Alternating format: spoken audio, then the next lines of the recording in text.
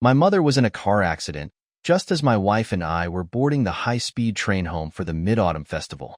Then, a call came from my wife's intern. "Hey sis, what do I do? Fido won't eat his kibble." Hearing this, my wife unhesitatingly shoved her luggage into my hands. "Your mom being in a car crash is none of my business. I need to stay and take care of my dog." That night, I saw a provocative picture of my wife on the intern's social media, captioned, "7 times in one night. Easy pickings." I dialed her number. Her voice was icy and furious. "It's just about taking care of the dog. Your mind is so twisted. How disgusting." Then, without a second thought, she drained all the money from my bank account and blocked me.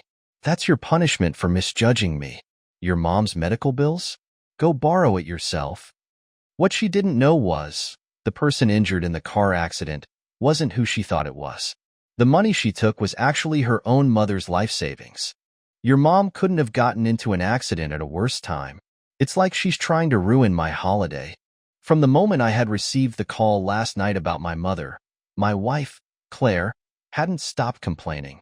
I knew she was looking forward to this vacation, having booked flights to Sonya ages ago. But as children, we had to go see my mother. So I tried my best to soothe her. Okay, don't be angry. It was just so sudden. I didn't expect it either. After we visit Mom, I'll buy you that bag you like the most, okay?" But Claire was still resentful. "Your mom doesn't have any sense. If she's not feeling well, she shouldn't go out. Getting in a car accident just ruins my plans." David was right. Your family is just too uneducated, always causing trouble for others. I froze, the comforting words caught in my throat. I stared at Claire in disbelief. David, always David. Ever since the new intern showed up, each time we had a fight, Claire would bring up David, comparing us, belittling me. She said she was just trying to make me feel insecure so I would try harder. But I knew that wasn't true. Even though I hadn't read as many books as her, I knew when someone was complaining about their partner to the opposite sex. Without me knowing, her heart had already shifted towards that intern. Especially now. The wife, who was being so cruel, immediately changed. After receiving a call from the intern, her tone was suddenly gentle. "What's wrong? Fido won't eat? Oh no, don't worry, I'll be right there." After she hung up, I could tell she was about to leave. I stopped her. "Fido just had breakfast a while ago. He's probably not hungry, don't worry so much. Let's go see my mom first, then we can go see Fido together, okay?" I thought that was the best solution, but Claire's face changed. "Ethan, that's your mother, not mine. Fido is a dog I raised by hand. Don't you have a heart? Your mom is in the hospital. She has doctors looking after her. What could go wrong? Fido has a weak stomach. If something happens to him, I won't let you off." With that, Claire ignored my pleas and got up to leave. But I didn't want her to not visit my mom. I stopped her. "Ethan, get out of my way." Claire was sitting by the window, and I was sitting beside the aisle seat. Since I didn't move, Claire glared at me and tried to step over me with her high-heeled shoes. But she didn't have the right angle. The heel landed on my foot. I cried out in pain. She glanced at me, indifferently. "Your leg is already broken. It doesn't matter if it hurts a bit." Then, she turned and left. I watched her go, and I smiled bitterly. It was always like this. Whenever David was involved, I would always be the one left behind. David was a new intern who had joined the company this year. He was a graduate from South University, 6 feet tall, and very handsome. He had a sense of naivety and innocence. I remembered the first time I met him. David had walked up to me. "Excuse me, Ms. Ming is in a meeting. You can wait in the lounge." I nodded, ready to go wait in her office. Then, David stopped me again. "Sorry, Ms. Ming instructed that when she's not in the office, no one is allowed inside." I told him that I was Ms. Ming's husband. Hearing that, David looked me up and down, his eyes full of disbelief and astonishment. Until Ms. Ming's secretary had seen me, opened the door, and told David to be respectful because I was the CEO's husband. But David wasn't convinced. Ms. Ming is so beautiful and capable. Why would her husband be a cripple? His voice was soft, but I could still hear him. Later, when I met Claire, I made a comment about the new intern. The new intern is pretty handsome, huh? She glanced at me and went back to work. I'm more concerned about work ethic, not looks. But the truth was that Claire was more interested in David as a person. A sudden, stabbing pain hit my stomach. I remembered I didn't have breakfast in the rush. I rummaged through my luggage, remembering my medicine was in Claire's handbag. I endured the pain and called her. Claire, my medicine is in your bag. Can you come back and give it to me? She objected. Your stomach hasn't acted up in ages. As soon as I leave, your stomach starts hurting. You're such a bad liar, Ethan. I grit my teeth, my stomach pain making me hunch over. Claire, I really am in pain. I need my medicine.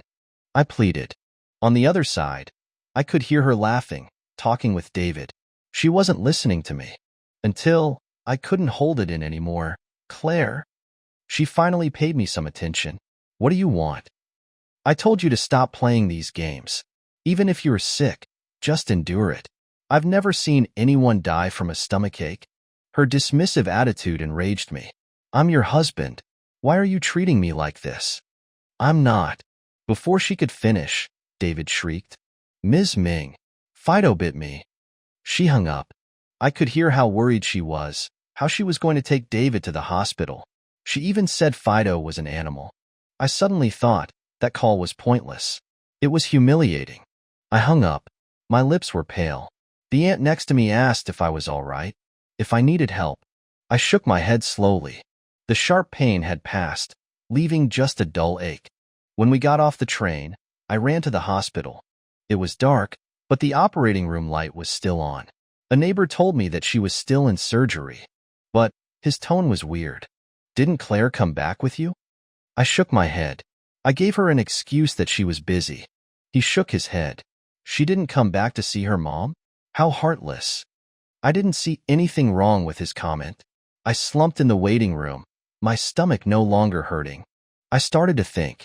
Claire and I grew up in the same neighborhood. Her parents knew me, and my parents liked her. Her family was poor, and her parents worked a lot. After school, my mom would have her come over and have dinner with us. That had been for 10 years. Later, when we went to college, Claire was used to my mom's cooking, and she became picky. She started to lose weight, and I worried. My hometown was far away from college.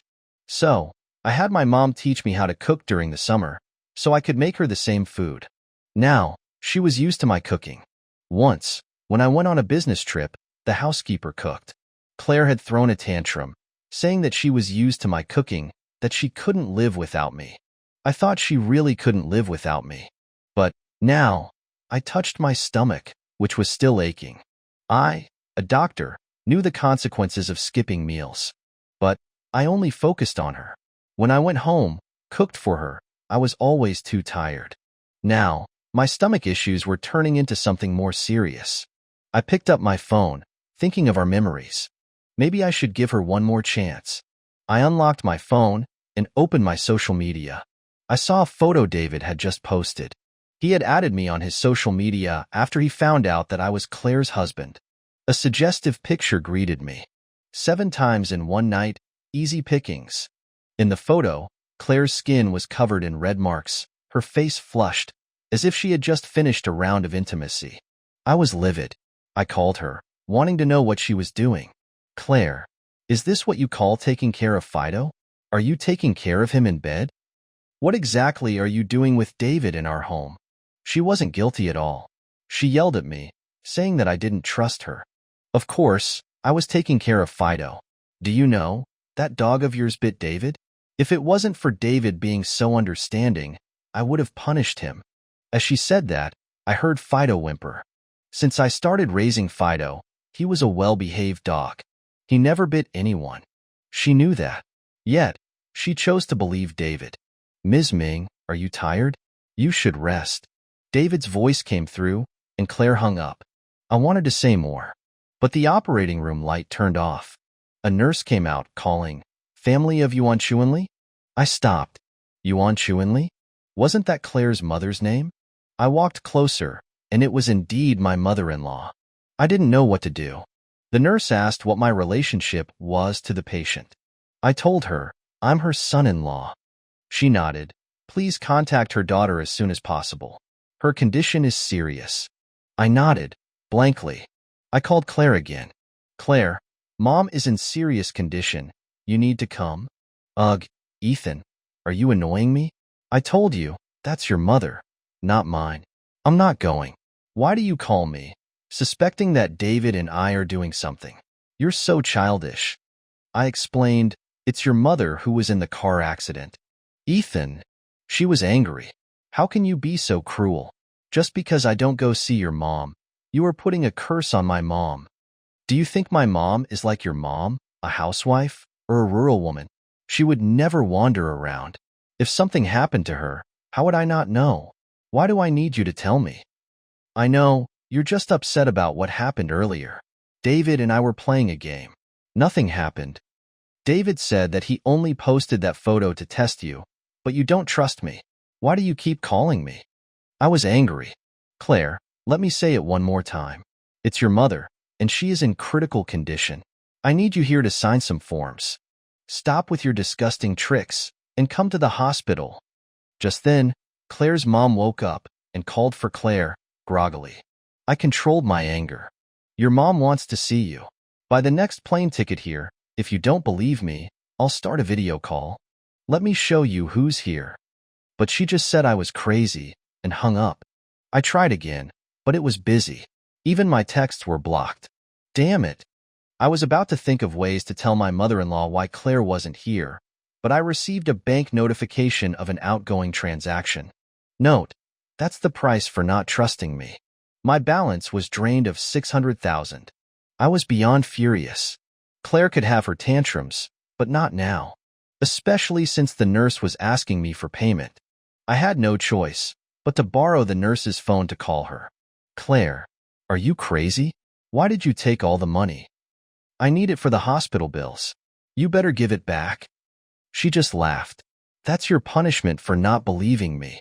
You said you would buy me a bag, so I just want to buy one. What's the big deal? If she was here, I would have slapped her.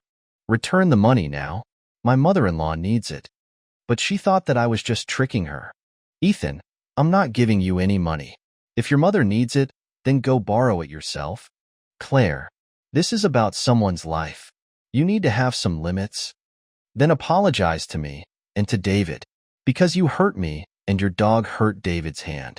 Claire, Ethan, I'm trying to give you a way out. If you don't want to, then that's fine. I won't give you any money. Call me when you realize you were wrong. She hung up. The nurse had also overheard, and she left, frowning. I had no choice but to borrow money from my friends. Then, I would settle with Claire. The next few days, Claire didn't contact me, but I knew exactly what she was up to. Every day, David would send me photos of their adventures and hotel stays. Water parks, Disneyland, and rafting. She did all the things she never did with me. I remembered asking Claire about the new water park when it had just opened. She frowned and asked if I didn't love her. You're a doctor. You should know how dirty water parks are. You're trying to make me sick. You don't care about me at all, Ethan. I was wrong to be with you. And Disneyland. I wanted to go there for our anniversary. But she declined. I'm so busy, unlike you. Besides, that place is for children. Why are you so childish? So, there was never busy, never dirty, or no interest. She just didn't want to go with me. Then, David sent me a message. Do you know why Claire doesn't want to hang out with you? She said you're embarrassing because you're a cripple. And Claire also said she's having fun with me. It's like we are in our younger years, in bed too. I read the messages without a word. I went back to the ward. I saw my mother-in-law was calling Claire. She was weak, but still asking why she hadn't come. After a while, she was angry. She hung up and saw me. Why did she become like that? She says that I'm in on it with you. Ethan, I'm so sorry. I raised my daughter to be like this. But I still hope you guys can work things out. I didn't say anything. I told her to rest. She sighed. That night, her condition took a turn for the worse. Her blood pressure dropped. The doctor said that her brain was bleeding. Her condition is very bad. The family should be prepared. The chances of saving her are slim. Does the family agree to another surgery? I didn't think that call from the day would have been the last. I agreed to the surgery. I called Claire, told her to return the money, and come back immediately. The background was noisy. She was out having fun. Ethan, are you annoying me? Why do you and my mom want to trick me? I won't give you any money. David piped in, Ms. Ming, it seems like Ethan doesn't really love you. He's using your mom's life to joke around. In the afternoon, your mom called. She sounded like she was fine. Claire agreed, thinking that we were all trying to trick her. She was impossible. Claire, if you don't come back, we are done. I want a divorce. She wasn't worried at all. What? Are you threatening me with a divorce, Ethan? You're childish. Claire, I'm being serious. Your mother wants to see you one last time. I whispered, not wanting to wake up my mother-in-law. But she was screaming. Ethan, are you putting a curse on my mom again? You need to get on video and apologize to me, otherwise, I will not forgive you. She was yelling, and my mother-in-law had woken up. Ethan, don't kneel. I don't have a daughter like this. Then, there was an alarm. Yuan Chuanli is in critical condition. She is unable to continue surgery. The doctor said loudly. Even Claire heard. Yuan Chuanli? The one in the hospital is really my mom? She panicked. Ethan, why didn't you tell me earlier? It would take Claire 2 hours to arrive. My mother-in-law wouldn't be able to make it. She waved her hand and had the doctor leave. She wanted to talk to me. When we were alone, she asked if I could prop her up and record a video. I helped her fix her clothes. She smiled. Ethan, you're such a good kid. If it wasn't for you, Claire would have died a long time ago. She wronged you. When I heard that, I was silent. She had probably figured out what had happened from my phone calls. She apologized to me on Claire's behalf. She said she didn't want Claire to mourn for her. She said she didn't have a daughter like that. She decided to leave her inheritance to me as compensation. When the video finished, my mother-in-law had already passed. Mom, Mom. Claire finally arrived.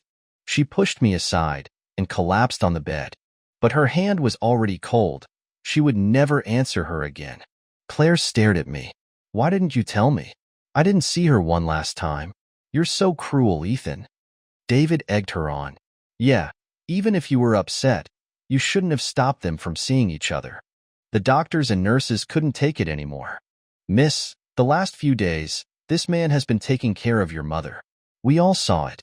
We also heard him call you many times. You just never believed him. He even had to kneel to you. We've never seen such a shameless daughter. Her mother is in the hospital, yet she blames others.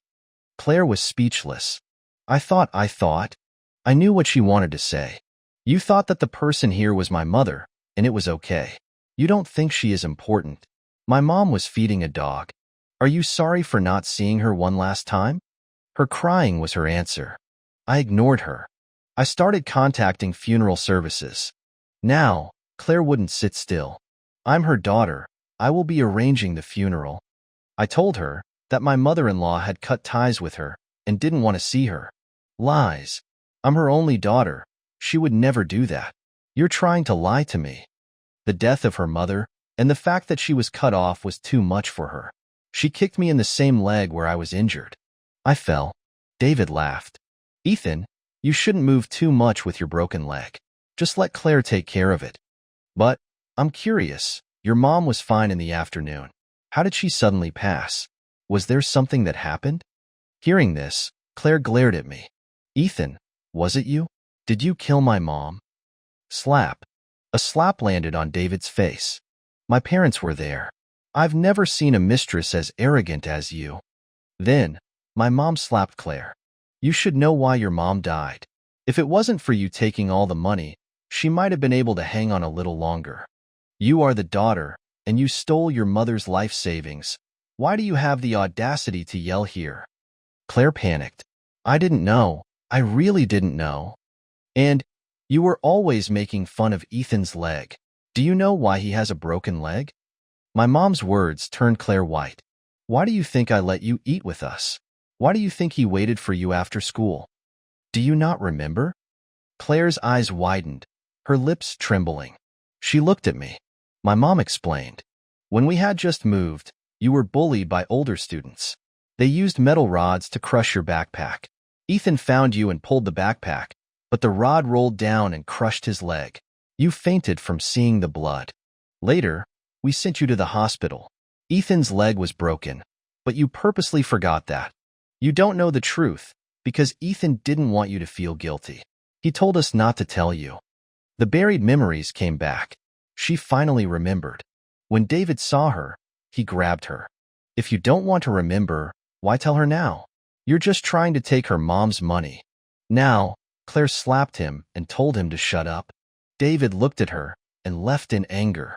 Claire looked at me. Ethan, can we talk? I didn't have anything to say to her. Let's divorce. Claire, I'm tired. After the funeral, I went back home. The house was full of David's stuff. His cup, his pajamas, his underwear. Traces of his life were everywhere. And Fido was locked in the cage, filthy. It was clear that they had a good time. I drafted a divorce agreement. When Claire came back, I handed it to her. Because you committed adultery, I have the right to have you leave with nothing and return all $600,000 you took. She looked at the agreement and asked if we could talk. Before she died, did my mom tell you anything? I don't believe she didn't say anything to me. I sent her the video. She cried her eyes out.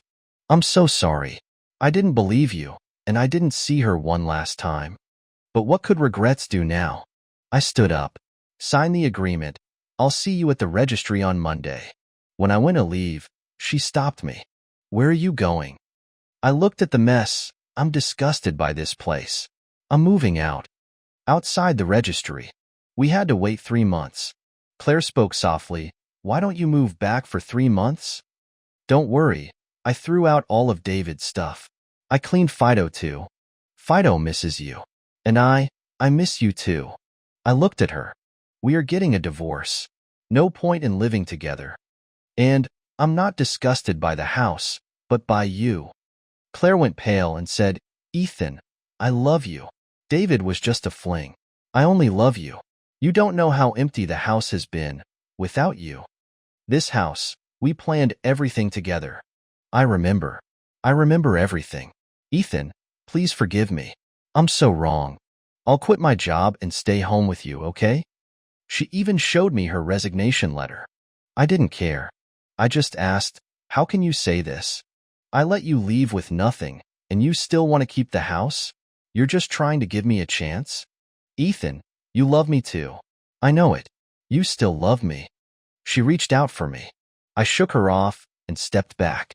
I told her the truth. Claire, don't you think you're ridiculous right now? I didn't make you leave with nothing because I am not heartless. Only animals are heartless and do bad to those that have been good to them. So, I am not you. She was pale, but she still persisted. Ethan, I know that I was wrong. I'll kneel. I'll apologize. Don't leave me. I promise I won't see David again. I've blocked him. I'll tell you everything. You can check my phone. You can do anything. Just don't leave. I only have you. She was crying, her eyes red and swollen. Before, I had always been the one to give in to her tears. But now, I was annoyed. Claire, do you know that when you cry, you look ugly and annoying? Now, she knew, I wasn't going to go back. She watched me go, collapsing on the ground. She cried. After I left Claire, I rented a place near the hospital and took Fido with me. I was free. I could focus on my own life. The doctors said that I was doing well. Even the intern on my team told me that I was handsome. I smiled. I'm just a cripple. How can I be handsome? But she started to list my good points. You are gentle, handsome. You speak softly. You are focused during surgery. Many patients are saved by you. You have empathy. She said a lot, making me embarrassed. I just thought that the wife who had lived with me didn't notice my good points, but a stranger could. Maybe she was the first one to stop loving me. These past few days, I realized what had happened. Perhaps, from the beginning, when Claire chose to forget that I had saved her, I should have known that she was an avoidant. She had forgotten the truth about my leg. so she could continue to live her life without guilt. Now, she wanted me to forgive her instead of her mom. Maybe she couldn't handle the fact that she had caused her mom's death. The love she spoke of, just a way to make herself feel better. Otherwise, why would she turn to David when I rejected her? She needed someone to deny her responsibility, to say that she had nothing to do with what had happened. Because I had to work, and Claire was busy. We had put a camera in the living room to watch Fido. I had forgotten about that.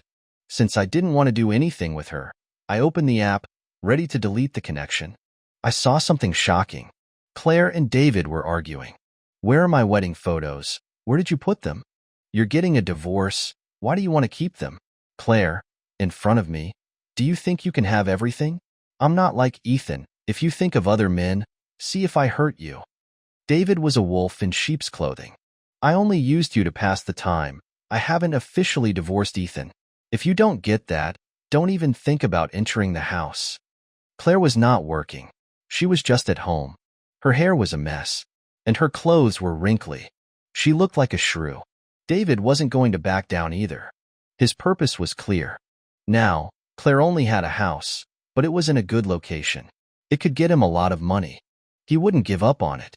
He grabbed her hair and threw her to the ground. You old woman, yelling at me. You think that anyone wants you besides me?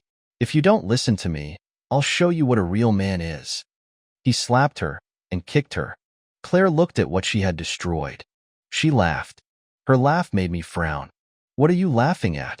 You're crazy. You look like a crazy person. I saw her put her hand on a drawer. I didn't like that. There was a foldable knife in there. I had to call the police. But she was faster. She grabbed the knife and charged at David. I'll show you what a real crazy person is. She stabbed him repeatedly. David was trying to get away, but Claire was on top of him. It's all your fault. You ruined me. If you just die, Ethan will come back. In the end, I called the police. David had passed, and Claire was sent to the mental hospital. Because I was the one who had reported it, they called me. I gave them the video. After that, the police asked if I had the time. They had something for me. It was a divorce agreement and transfer of her assets, and a letter of apology. I decided to visit Claire in the hospital. I saw her kneeling in front of a hairpin that I had given her. I asked the doctor how long she had been like that. The doctor said since she had arrived. She was always apologizing to someone. I sighed and left. The sun was nice, the breeze blowing. The leaves were rustling. It was as if the 18-year-old Claire was running to me. Ethan, what school are you going to? I want to go to the same school. I don't want to be apart from you. At that moment, I was free. In the hospital, Claire was looking at where I had been. She had a smile on her face. The last I heard of Claire was from the hospital. They said she committed suicide. She didn't have any relatives. They asked if I could bury her. I buried her next to her mom. I thought my mother-in-law would have wanted to see her again. The end.